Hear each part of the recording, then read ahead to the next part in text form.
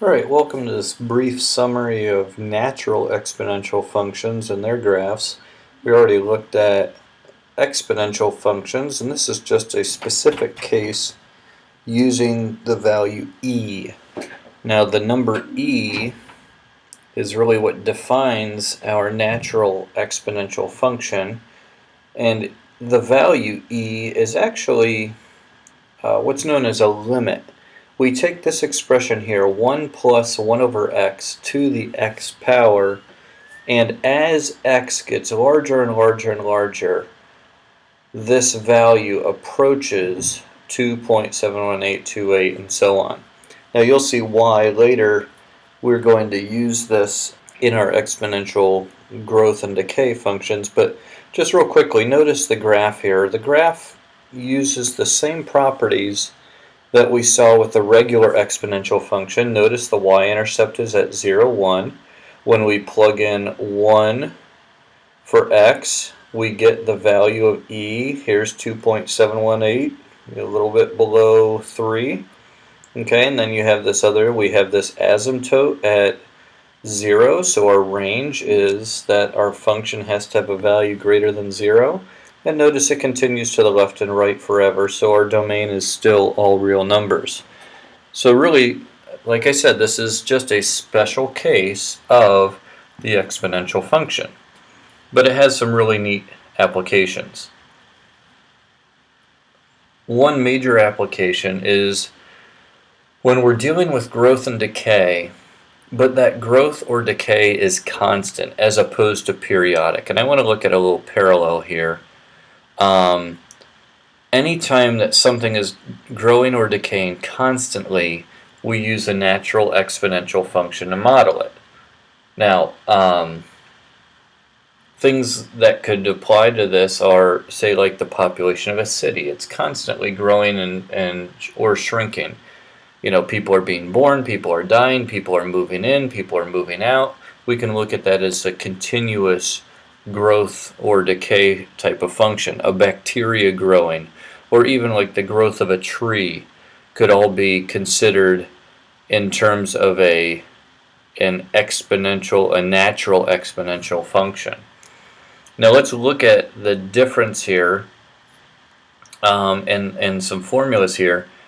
If we're dealing with continuously compounding growth or decay, we have that amount at time t function that we looked at in our previous discussion of just exponential functions. But notice here, instead of having p times the 1 plus r to the t, we just have p times e to the r times t power. So there's our formula. Now, there's another growth or decay formula. We looked at a simplified version of it when we looked at exponential functions.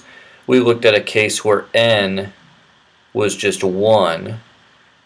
This is an example that's specifically used for compounding interest. When it compounds, say, monthly, n would be 12, because n is the number of times it compounds in 1 year. And then let's say it's compounding quarterly, n would be 4 because it's 4 times a year, and so on. So you have this model, and the reason why I gave you this model at this point is so that you could see the similarity between this and this. If n were getting larger and larger and larger and larger, notice n is the denominator here and it's in the exponent here, just like the x is in the denominator here and in the exponent here. So you can see there's a lot more to it for the full development of this, but you can see the similarity between this and what we have right here. And that's why we're using now e to the r times t. Okay? So it's a real quick comparison. I'm not going to get too deep into that, but you can at least see it here. But let's look at actually using this. All right, here we're going to look at population model. I'm going to bring the calculator up here. this is just a problem from your book. It says the projected populations of California for the years 2015 to 2030 can be modeled by P equals 34.706 times e to the 0.0097 t power, where P is the population in millions and T is the time in years. And it gives us specifically T equals 15 is the year 2015. So therefore T equals 0 would be the year 2000. Now let's notice a couple of things here.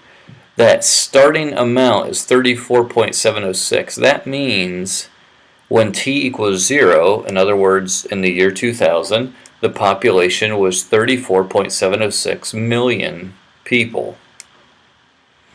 Also, remember it was e to the r times t. Our rate of growth here is 0.0097. That's just under 1%. Okay? So the rate of growth is just under 1% per year. Alright, so you'll notice I've typed that function into our calculator here, and the first thing that we're told to do is to graph this. So I'm going to set my window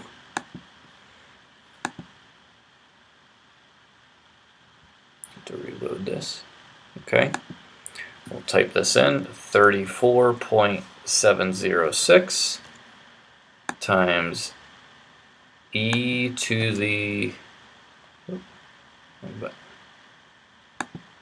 e to the 0.0097. I have to use x instead of t, but it'll do the same thing. Power. Alright, I'm going to set my window. I know it's never, I'm just looking from the year 2015 to the year 2030. I'll go all the way back to the year 2000. But I need to go all the way to year 2030. I'm going to make it actually 31, just so I can make sure I can see the 30 clearly. And then my y-min is going to be at 0. My y-max, notice we're starting at 34.7. I don't know exactly how high this is going to grow, but I see later on it's talking about hitting 50 million.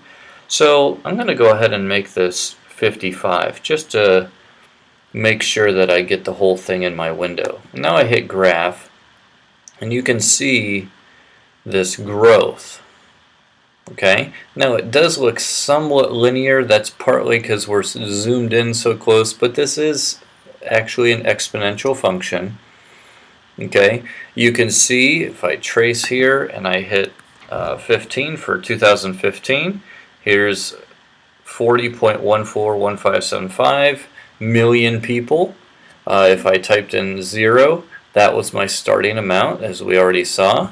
And then in the year 2030, notice it's up to 46.428 million people. Okay.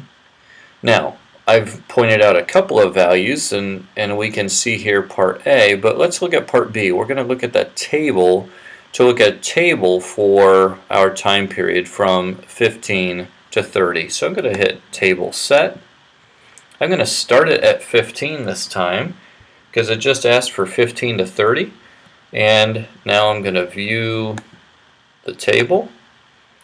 And you can see here at 2015 we're at 40.142. And we can scroll all the way down and see these different values going all the way up to 46.428. Alright, I'm not going to copy all that down because actually I already have it here.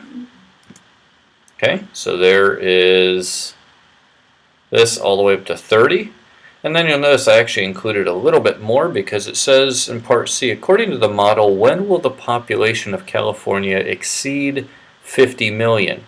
If we look at it year by year, it looks like sometime during the year 2037, maybe just before we get to the year 2038, it's going to hit 50 million. If we wanted exactly that amount, we have a couple of options. One, we will learn later using logarithms, where we will actually set this whole equation equal to 50, and then solve for t. But we need a logarithm for that. We haven't learned how to do that. Another way we can do it, though, in the meantime, is to actually graph a horizontal line at 50. And I'm going to need to set my window so that my x max goes, we said it was between 37 and 38. So I'm going to make my x max go up to 40. And now when I graph this, here's my exponential function again.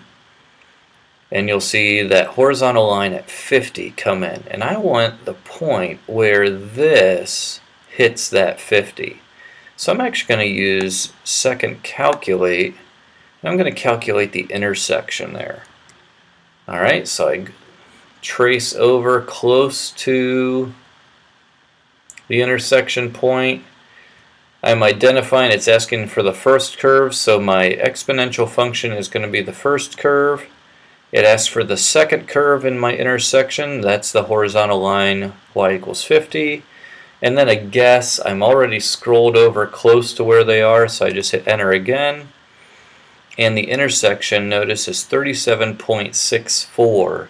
So if you think of that in terms of months, 0.64, we're talking about maybe July or August of the year 2037.